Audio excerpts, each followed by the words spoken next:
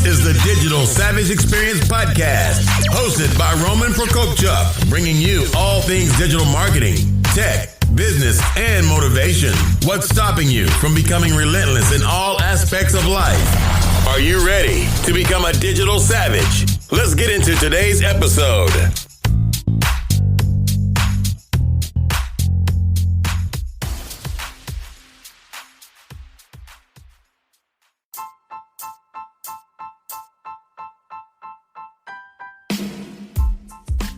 Hey everyone, this is Prokopchuk, and this is the Digital Savage Experience Podcast. Today I have with me Bryann Zielinski. Bryann is a certified personal coach and podcast host for the Happy Mama Village, a podcast for moms, about moms, and by moms. As a life coach, Bryann works with women rebuilding their lives following a divorce, loss, or breakup. Thank you for joining me today. Thank you for having me. My pleasure. So tell me a little bit about your journey. How did you get to where you are today? Well, it started with a divorce. So about 10 years ago, I went through a really, painful, devastating divorce. I had two little kids. I found myself without a job. I'd been a stay-at-home mom, and I had a 7-month-old and a 3-year-old. So really tiny kids. Their dad, my ex, was not super involved. So so a lot of the responsibility fell on me, and I had a great support system, but I really had to dig deep and rebuild a life. And I ended up going into real estate, spent years building that business, and along the way started mentoring and helping other women who were going through divorce. And if you've never been through a divorce, everyone knows it's hard, but there's no way to really capture how overwhelming. I mean, to say it's overwhelming is an understatement, because it's at a time in your life when you're more stressed than ever. You're emotionally devastated, you're mentally devastated, you're exhausted, and you're having to make these huge life decisions, regarding your kids and your finances and where you live and maybe job. And so it's a perfect storm of things that can go wrong. So I had women who walked with me through that journey, and I wanted to kind of pay it forward and help other women. And so along the way, I ended up having a friend who became a life coach for eating disorders. And she kept telling me, oh, you've got to do this. You've got to do this. You'd be great at it. And I was like, no, that's crazy. That's silly. I can't do that. I'm not going to do that. I've got this other business. And after about 3 or 4 people telling me, hey, Bryann, you really got to be a life coach for women recovering from a divorce, I started thinking, hey, maybe I can do that. So I did. I became certified. I've been doing it for a year professionally. And then I joined another life coach friend of mine who has a totally different, her category is parenting. That's her specialty. And we came together and created the Happy Mama Village podcast. So that's kind of how I got to where I am today. That's awesome. And I'm assuming each case is different in terms of how you work with your clients, but is there kind of a set process or how you kind of guide them? Or obviously there's different variables in every divorce, obviously some more traumatic than others and reasons for divorce. So I guess it's situational, but is there a certain way you kind of help, people through that in terms of a process? Right. So it is very personalized because all the situations are so different. I mean, there are, women, and I do really only work with women. There are women who are on the receiving end, if you will. And then there are women who are the initiators. And so that's a very different scenario. But there are two kind of sides to what I do. So one side is life coaching, which is more like helping them rebuild their lives, with a purpose. So we're talking about mindset and getting over some of the negative self-talk that we tell ourselves, what's holding us back, and then redesigning a life. Okay, making a plan for your future. The other part is more of a consultant, to where I actually walk with them through the process of a divorce. So like when they're going to court, I go with them as a support. I help them decide, okay, what is it that you want to ask for? What is it that you want to negotiate? And my skills from being a realtor and negotiating all of that has really helped me in that part of my business, which is more consulting, the ins and outs, because you don't know what you don't know. And if you've never been divorced before, you don't know what to ask for. You don't know what's going to be. There are small little nuances that can make a huge difference. And once your divorce is complete, at least in Texas, it is very difficult to get it changed. So you've got to go into it knowing what you want and what's important to you. So those are the two different kind of facets of what I do. But it's very individual. What one person needs, somebody else doesn't need. Okay. And in terms of like the areas you work with, do you work with people all around the country, or specifically in the state of Texas? So with the consulting part, obviously that's more specific to Texas because the laws and all that is different.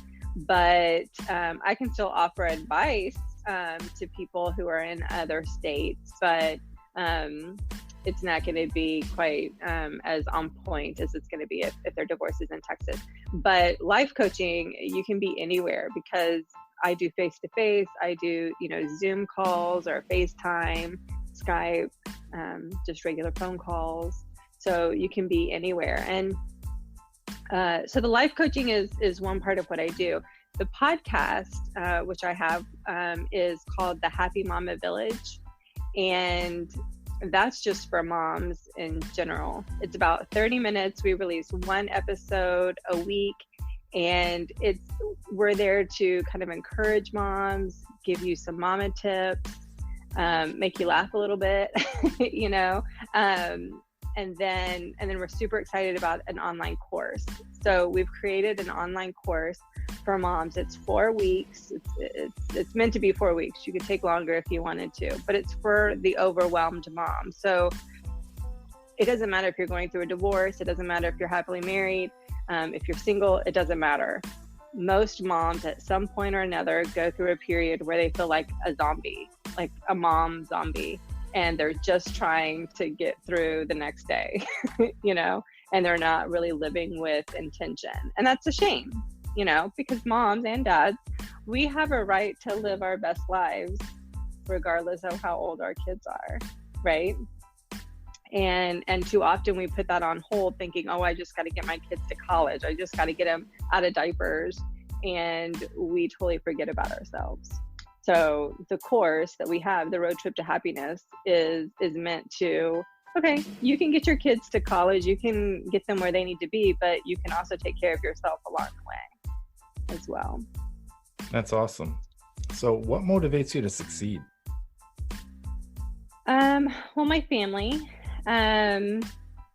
That they're probably my biggest motivating factor. But then I also really want to pay it forward. I had people, I had women who invested in me and walked with me through my journey. And I felt like I came out of it. I felt like I did it really well. If you can do a divorce well, I feel like I managed to do it well. Are there things I would have changed? Sure. I didn't have a great partner to do it with, the other side, but is what I was in control of, I took control of it, and I felt grateful to come out the other side with a plan, not bitter. And I really want other women to I want to give that to other women. I want to help them find that, because too often they drowned. People drown during a divorce, and it takes them decades, maybe years, maybe a lifetime to recover. And it doesn't have to be that way. Yeah, I think it's important to pay it forward and kind of leave a legacy, especially from something that you've personally went through. So, it's even more advantageous to somebody you're working with because you actually went through the experience. Because I know some business models and some people out there help people, but they've never been through that experience. So I think it's really important. Like me personally, I'm a foster parent, so I'm in a foster care group. So talking about the stresses and, the pains with foster care and kids leaving, and you're thinking adopting kids, the average person will say, "Oh, I'm sorry," but the person in those shoes will really understand kind of that pain point. Right. Like I can look at a woman who's going through a divorce, and I can tell her that I see her. Like I see you, I don't just see the front that you're putting on. I don't see the brave face. I don't see the feelings that you're wearing on your sleeve. I see all of you. And that's very different. That's what makes life coaching very different from therapy, because I meet people in their lives. Your therapist doesn't meet you in your life. You go, you sit on the couch, you talk to them for, 50 minutes, and then you leave. You don't talk to them again until your next appointment. Life coaching is very different. If I've had tons of clients who are in the middle of a struggle, a mental struggle, and they are like, "Hey, I'm struggling. Help me." I need some encouragement. Or I'm studying for a big exam because I'm trying to get, I'm becoming a nurse, or whatever the situation is, I need help. They can reach out to me and I can respond. I can meet them where they are right there in their life, which is very different from normal therapy. Yeah, I agree. I think going somewhere and, telling your problems for an hour in a bubble kind of vacuum that's confined and no other variables being thrown at you is a little different than, when something comes up in real life. What do you do then? Right. And therapy, I'm an advocate for therapy. I've been in therapy. I've done that. There's a place and a time for it. But I'm really hoping, I am an advocate for life coaching, because it's not something that people immediately think about. I didn't have a life coach, when I was going through my divorce, and I wish I'd had one. I'm super passionate that I don't know why this isn't a thing any more than it is, because, oh my goodness, like people need to say, "Don't send that text." Don't say that. Don't do that. You're making a huge mistake if you agree to that. Like, if there's one time in your life that you need a life coach, it's when you're going through a divorce, for sure. Yeah, and like you said, it's one of the most major, life changes you have. Your life completely changes, and it's important to kind of do it the right way and get everything you can in terms of, helping you through the process and along the way to basically your new life and molding it. Right. I mean, it's like the Titanic is going down. It's your entire life. And whether you're the one who wants the divorce or you're the one that's being asked for the divorce, it really doesn't matter, because the emotions are the same. You are losing. It's a death. And a huge part of your life is going down. It's going to be at the bottom of the ocean. And so you've got to find a way to save yourself from the wreckage.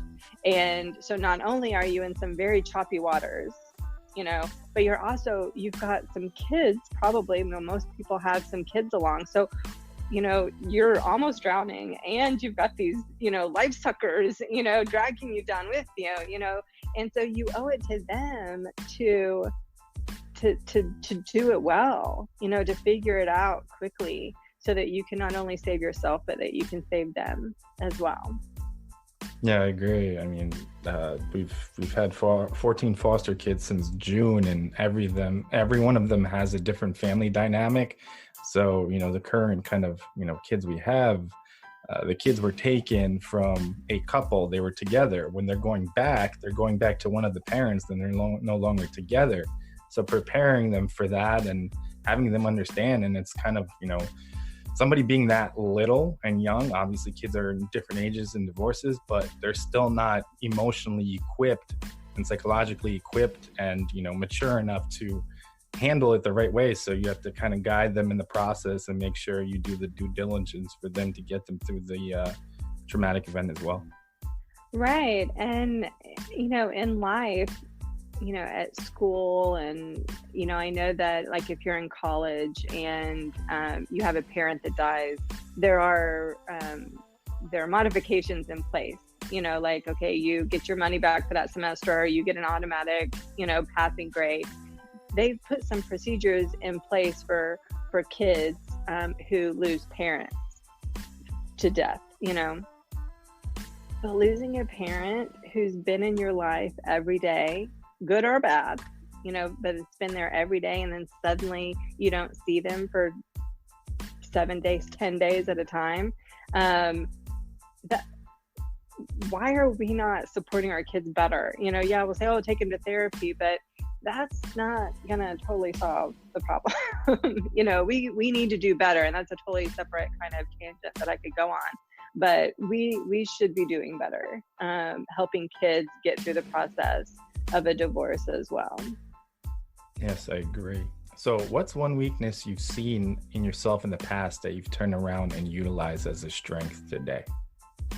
That's such a great question. And in fact, I was having this conversation with someone like 2 days ago, so it was really weird.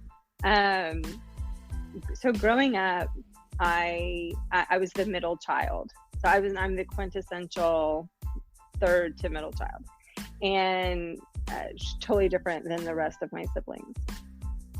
And I was strong-willed. My mom told my dad that she wanted to buy the book, which was kind of new at the time, The Strong-Willed Child, when it came out. And my dad was like appalled that she would want to do that, because like he thought it was an insult. So in my mind, the story I've told myself my whole life is that being strong-willed is, it's a negative. It's something that you should kind of be ashamed of. Well, as I've gotten older, I've realized being strong-willed like saved my rear end. I think that's what gave me the ability to weather the storm, to come through the divorce and decide, hey, I'm not going to let somebody else decide what kind of mom I'm going to be or what kind of life I'm going to give my kids. Nobody's going to decide that for me. These are my kids.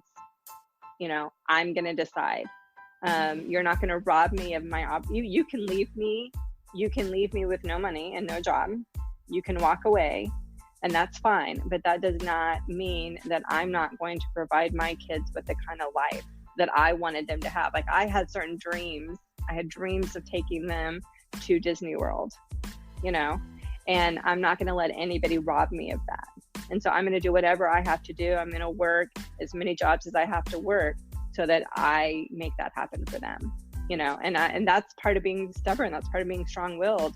And that gave me a tenacity that I wouldn't otherwise have, and that's one of the stories, that's one of the things that we talk about in the Roadtrip To Happiness, the online course, is the stories that we tell ourselves and the stories that people have told you. So growing up, if somebody told you, well, you're lousy at sports, or you're terrible at math, you're not gifted at singing, you shouldn't sing. Those are all stories that we believe about ourselves. And so how do we change that? Because we don't have to believe those stories if we don't want to. I'm saying, so fixing those stories is a huge part of finding that happiness, and not believing those kind of sometimes it's a generational type curse that can follow kids, especially, foster type kids, the stories that have been told to them, what are they carrying with them? So breaking that is huge. Yeah, and I think as you get older, you get to a certain point, a lot of people, I'm not saying everyone, where it's like an on and off switch where you let things affect you. And I think they say to a certain extent, you let people make you feel a certain way. So if you don't give somebody the power to, let's say, use their words to impact you and let those negative, that negative energy or those negative words in, you can kind of, steer clear from that. So I think getting to a point in life where one, you don't care what people think about you, and those people aren't around, like you said, to make those life decisions for you. You know, what's best for you, what's best for your kids, and ultimately, you know, it's an outside perspective. Right. So I'd say being stubborn, being strong-willed, that's probably my biggest negative that as I've gotten older, I've been able to turn that a little bit and say, you know what, I'm going to use this, my power, for good and not for evil. Yeah, it's always good. So what's one piece of advice you have for the audience, personal or professional? I would say I'm super passionate about what I do and about helping. A divorce is no time to wing it, you know, and we all know people who have been through a divorce recently. Maybe they're going through a divorce right now, or they're on the brink of a divorce. It's that common. So we all know people. And we all say, oh, I'm so sorry. I hate that for you. What can I do? But what they need is somebody to walk with them, you know, through that process. And so if you know somebody, tell them, whether it's me or somebody else, that doesn't matter. Just get them some help, you know, because lives are, I don't want to say ruined, because I don't believe in that. I don't believe that a life can be ruined, you know, but a life can be certainly much more difficult than it has to be. But if you go into it with a plan, and if you go into it with somebody to watch your back, you know, I was in mediation with a client, and the mediator was suggesting something that I knew from my conversations with her was absolutely against what her wishes. She didn't want to go down that road. That wasn't what she wanted. But I could tell that my client was getting overwhelmed. And what she was hearing and what I was hearing was completely different. And so she was starting to agree with the mediator. And I had to say, hey, can we take just a quick break? You know, let me have just a quick break. Let me chat, you know. And so they left the room, and I asked her, I said, I just want to make sure you're okay with what you're about to agree to. If you are, that's fine, because it's your life. You get to choose. I'm just here to, you know, have your back. And when I told her, she was like, I didn't realize that's what they were saying. She was so flooded. She wasn't hearing, you know, what was actually happening. And so if I hadn't been there, if she hadn't had somebody, if she hadn't invested in herself, then she would have agreed to something that would have been devastating to her in the long run, you know? And that happens so often. You know, I hear horror stories all the time, that people agree to things. Well, I didn't realize that's what they were saying. Nobody explained it to me that way. The biggest myth is probably that divorce attorneys are like what you see on TV. It's not. It's not like Law and Order. You know, they don't sit and like game plan with you. It's not like that. So you really need to go into it with somebody who can give you some good advice. Somebody that's been there, it's going to make you think, that's going to listen for you. So that's probably my biggest advice is, if you know somebody that's going through a divorce, make sure that they get some help. Make sure they have someone to walk with them through that. Yeah, I think it's kind of like having a mentor helping you avoid the pitfalls that they've already been through. Right. I mean, I don't know if your mom is this way or not, but my mom was, anytime I go to the doctor when I was pregnant or whatever, she always wanted to go with me. Make sure you take somebody with you, you know, so that they can write notes and they can listen. And why do you do that? It's because the patient is too flooded, you know, that they're too overwhelmed to really get all the information that's being laid out there. They're going to miss some things. So if you take somebody with you, if you take an advocate with you, then they can take the notes, they can listen, they can fill in the gaps on what you missed as the patient. The same thing is true with a divorce. You know, having somebody that can listen, having somebody that can fill in those gaps for you is huge. It's such a gift, and it's not that expensive, so you really should give yourself that gift. Yeah, and I think any emotional situation, like you said, those emotions are flooding and may not be, and maybe clouding your judgment in a way. So you may be experiencing anger or whatever, resentment, and you're not really looking at the facts, or you're just like get it done. I want it over, and you don't really know what you're actually agreeing to. So right. That I just want to get it over with is so common, but it's the worst time to have that mentality. The worst time to have that mentality. Yeah, I agree. So I really appreciate you stopping by today. Can you let the audience know how they can find you? Yes, absolutely. I'd love to. So you can find the podcast, which is the Happy Mama Village podcast. It's on iTunes, Google Podcast. It's everywhere. Spotify, iHeartRadio. Our online course for overwhelmed moms is roadtrip.thehappymamavillage.com. The website is just thehappymamavillage.com. And then you can reach me directly at Rebuilding with Bryann. And Bryann is Bryann. Awesome. A little different. Awesome. Thanks again for stopping by. Yeah, thanks for having me. My pleasure.